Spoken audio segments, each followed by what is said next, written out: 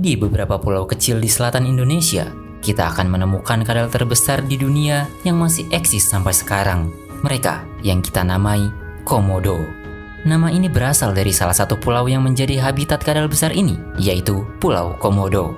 Tetapi meskipun begitu, mereka tidak hanya ditemukan di Pulau Komodo, namun juga pulau sekitarnya seperti Pulau Rinca, Flores, Gili Montang, dan Gili Dasami.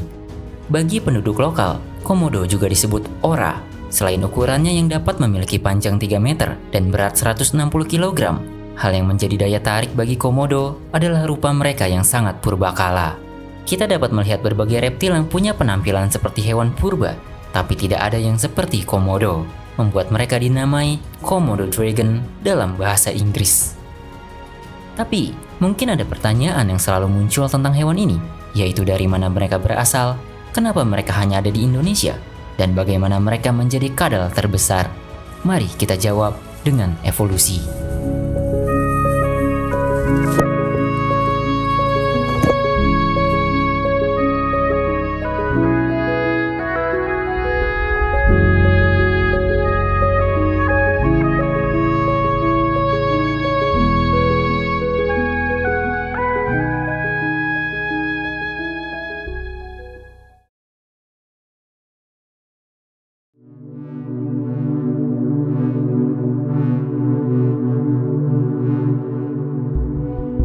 Sebagian besar dari kita mungkin menganggap kalau Komodo dan biawak itu berbeda, dan sebagian mungkin akan protes jika menyamakan Komodo dengan biawak.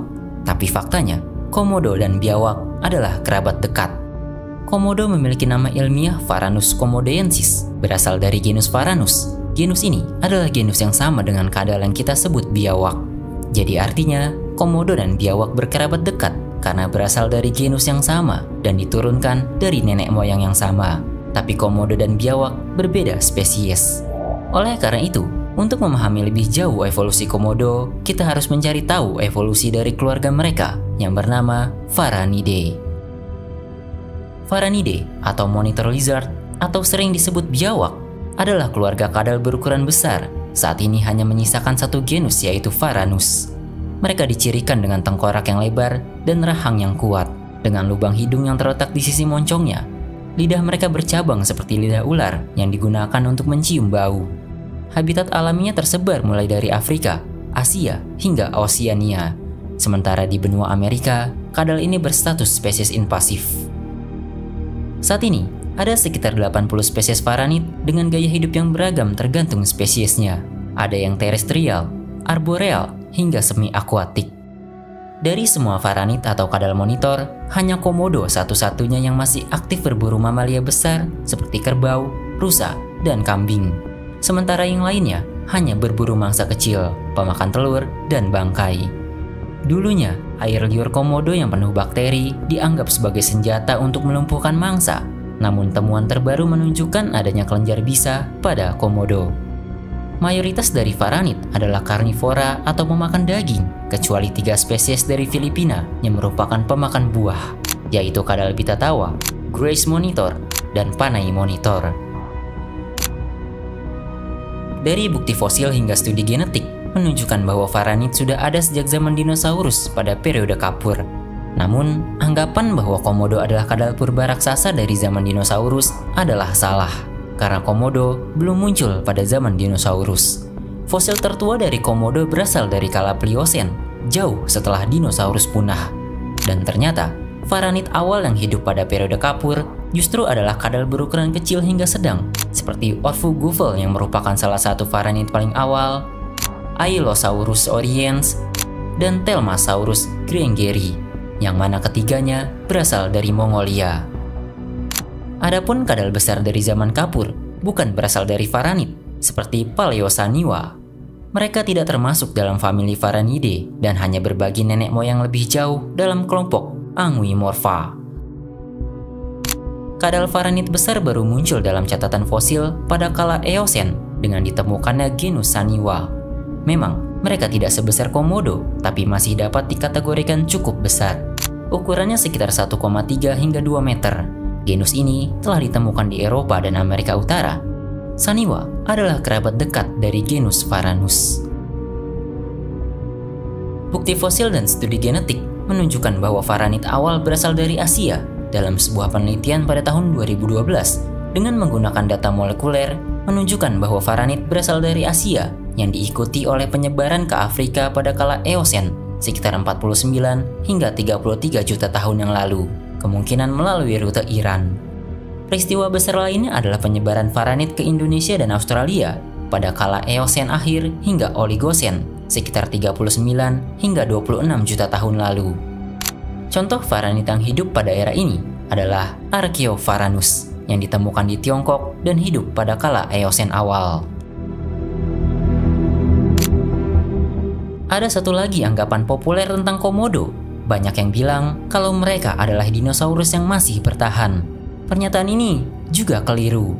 Komodo dan berbagai kadal modern lainnya adalah anggota dari ordo Squamata yang juga mencakup ular di dalamnya, di mana Squamata bukanlah dinosaurus dan tidak diturunkan dari dinosaurus. Jadi gini, di masa lalu, pada periode Permian, ada klat yang bernama Diapsida. Klat ini kemudian terbagi menjadi dua garis keturunan utama, yaitu Archosauromorpha yang kelak akan menurunkan buaya, dinosaurus, kemudian burung, dan Lepidosauromorpha yang kelak akan menurunkan Squamata dan kelompok reptil punah lainnya. Jadi Squamata telah berpisah jalur evolusi sebelum dinosaurus itu ada, yang artinya Komodo bukan dinosaurus dan hubungan kekerabatan mereka sangatlah jauh. Bahkan jika mau dibandingkan, buaya dan burung memiliki hubungan yang relatif lebih dekat dengan dinosaurus daripada hubungan antara Komodo dan dinosaurus. Tentu ilmuwan tidak asal dalam menentukan semua ini, melainkan sudah didukung oleh bukti fosil dan studi genetik. Melalui video ini, kita sudah menjawab anggapan keliru tentang Komodo yang berseliweran di internet.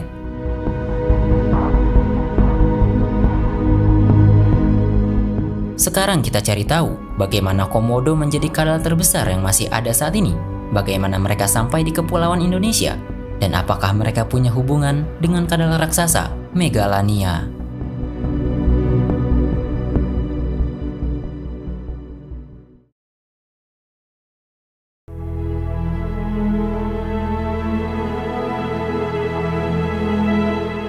Ada sebuah hipotesis bernama aturan pulau atau aturan Foster.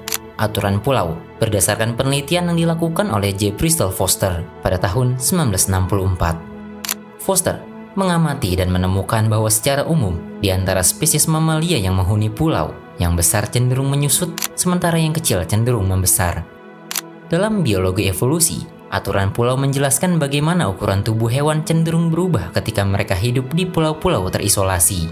Hewan besar sering menjadi lebih kecil atau dwarfisme, sementara hewan kecil sering menjadi lebih besar atau gigantisme. Hal ini terjadi karena tekanan lingkungan seperti keterbatasan sumber daya, kurangnya predator, atau kompetisi yang berbeda dibandingkan dengan habitat benua.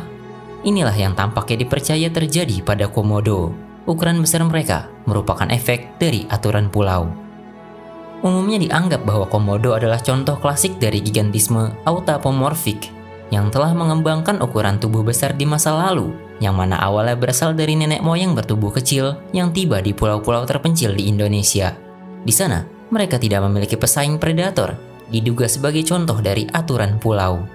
Beberapa usulan menunjukkan bahwa Komodo mencapai ukuran tubuh besar di Flores sebagai pemburu spesialis dari Stegodon kerdil yang dulu pernah hidup di pulau ini. Namun semakin banyak penelitian dan temuan, tampaknya hipotesis aturan pulau kurang dapat diandalkan untuk menjelaskan ukuran besar Komodo. Karena ternyata fosil Komodo juga telah ditemukan di Australia berusia sekitar 3,8 juta tahun yang lalu pada kala Pliocene, hampir 3 kali lebih tua dari yang ditemukan di Flores. Dengan ini menunjukkan bahwa Komodo bukan hanya pernah hidup di Australia, tetapi juga berasal dari sana. Selain itu, Komodo sepertinya juga bertahan cukup lama di Australia dengan adanya fosil dari kala Pleistosen Tengah di Australia Timur Laut. Temuan inilah yang diteliti pada tahun 2009. Penelitian ini mengungkapkan bahwa Komodo berevolusi di Australia pada awal Pliocene dan menyebar ke barat hingga Flores sekitar 900.000 tahun yang lalu. Selain Flores, tampaknya tanda-tanda kehadiran Komodo juga sampai ke Pulau Jawa dengan adanya spesimen dari situs Kedung Brumus yang diusulkan merupakan fosil dari Komodo. Penelitian ini juga menyimpulkan bahwa Komodo juga menyebar ke Pulau Jawa sekitar 800.000 hingga 700.000 tahun yang lalu. Selain identik dengan Komodo modern, catatan fosil menunjukkan sedikit atau tidak ada sama sekali perubahan ukuran tubuh. Meskipun masih menjadi misteri bagaimana Komodo dapat berevolusi menjadi kadal besar, namun yang pasti, Komodo memang sudah berukuran besar sejak sebelum bermigrasi dari Australia, bukan karena terisolasi di pulau-pulau kecil di Indonesia. Tidak hanya itu, ternyata di masa lalu, wilayah Australasia hingga Walesia, yaitu pulau-pulau yang berada di Indonesia bagian tengah, dulunya dihuni oleh banyak kadal varanid raksasa. Bahkan di Pulau Timor ditemukan varanid yang lebih besar dari Komodo. Varanid raksasa lain juga pernah ada yang hidup di Australia, yaitu kadal purba yang sangat populer bernama Megalania. Megalania adalah kadal darat terbesar yang diketahui.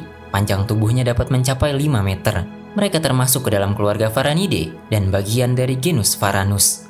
Kadal besar ini dulunya merupakan pemangsa marsupial besar dari Australia, seperti kanguru dan diprotodon yang sudah punah. Tapi apakah Megalania merupakan nenek moyang Komodo? Jawabannya, bukan. Megalania dan Komodo adalah kerabat dekat sesama Varanus, dan Komodo bukan diturunkan atau bentuk evolusi dari Megalania, melainkan mereka punya nenek moyang yang sama dan telah berevolusi secara terpisah. Di Australia, keduanya pernah hidup berdampingan pada kala Pleistosen. Namun nasib dua kadal raksasa ini berbeda. Megalania harus punah sekitar 40.000 tahun yang lalu. Namun Komodo masih bertahan meskipun jangkauan geografisnya menurun dan kini hanya dapat ditemui di pulau-pulau kecil di Indonesia. Hal inilah yang membuat Komodo sekarang menjadi kadal terbesar di dunia karena kerabatnya yang memiliki ukuran sebanding atau bahkan lebih besar sudah lama punah. Maka dari itu, jangan sampai Komodo mengalami nasib yang sama.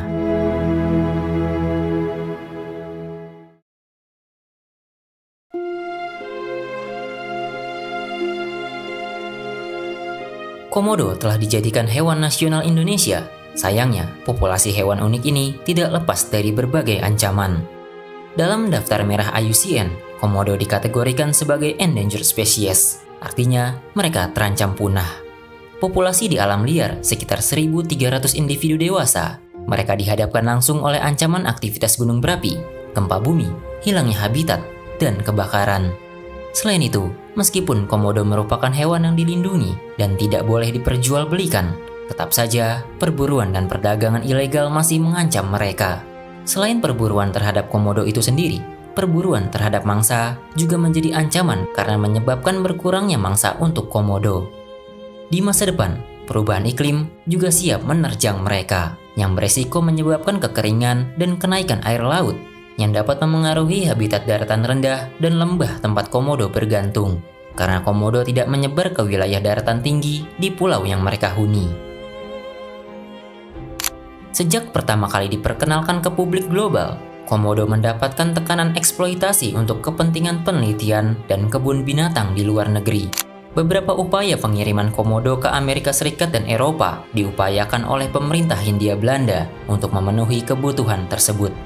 Hingga pada akhirnya, pemerintah Hindia Belanda sendiri mulai khawatir akan kelestarian populasi Komodo, sehingga menekan Sultan Bima dan berbagai penguasa daerah saat itu untuk mengeluarkan keputusan perlindungan Komodo.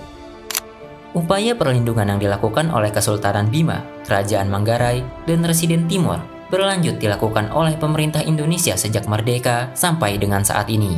Pada tanggal 6 Maret 1980, pemerintah Indonesia meresmikan Taman Nasional Komodo, yang kemudian ditetapkan sebagai situs warisan dunia oleh UNESCO pada tahun 1991. Komodo memang sangat unik. Mereka adalah hewan yang indah.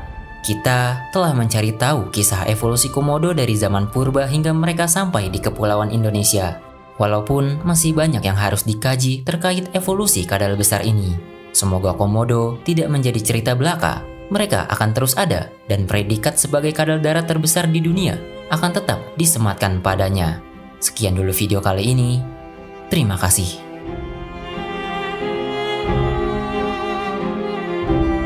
Jika kalian ingin mendukung keberlangsungan channel ini, Berikan dukungan dengan berdonasi lewat Saweria, scan QR berikut, atau klik link di deskripsi.